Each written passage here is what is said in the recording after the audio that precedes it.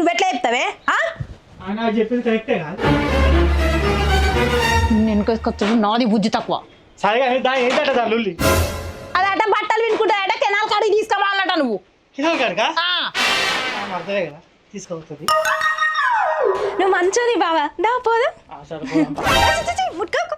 ఎందుకు ముట్టుకుంటాను ముట్టుకున్నా రా అని చెప్పంటానా అది కాదే మరదల పిల్ల కినాల్ కాడిపై ఏం చేస్తావు నేనా